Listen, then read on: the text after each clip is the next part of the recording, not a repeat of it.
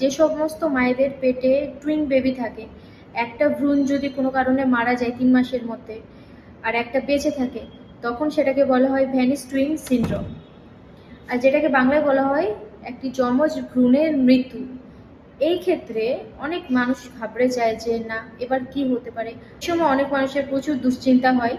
তারা ভাবে যে যে বাচ্চাটা বেঁচে আছে সেটাও মারা যাবে না তো, বা যেহেতু আরেকটা ভ্রূণ মারা গেছে ওখানে, তাহলে সেক্ষেত্রে ইনফেকশন তৈরি হয়ে যাবে না তো, কারণ অ্যাবর্শন হচ্ছে না। এই ধরনের কন্ডিশন কারো ক্ষেত্রে হলে ভয় পাওয়ার কোনো কারণ নেই। এক্ষেত্রে কী কী হতে পারে সেটা আমি আপনাদের বলছি। অনেক ক্ষেত্রে বেঁচে থাকা যে বাচ্চাটি থাকে সেই বাচ্চাটি স্বাভাবিকভাবেই বড় হয় এবং খুব সুস্থভাবেই জন্ম নিতে পারে। মায়ের শরীরে অনেক সময় যে ভ্রূণটি মারা গেছিল সেই ভ্রূণটি অ্যাবজর্ব হয়ে যায়, মায়ের শরীর অ্যাবজর্ব করে নেয়। কিছু কিছু ক্ষেত্রে হালকা রক্তপাত বা পেটে ব্যথা হতে পারে।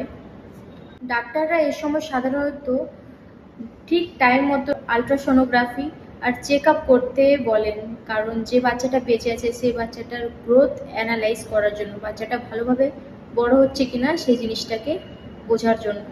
কখন আপনি দ্রুত ডক্টর দেখাবেন? প্রচুর দুর্বলতা, জ্বর চলে আসলে, তীব্র পেটে ব্যথা হলে। সবচেয়ে গুরুত্বপূর্ণ হলো গাইনোকোলজিস্টের নিয়মিত ফলো আপ আর সময়মতো আলট্রাসোনোগ্রাফি।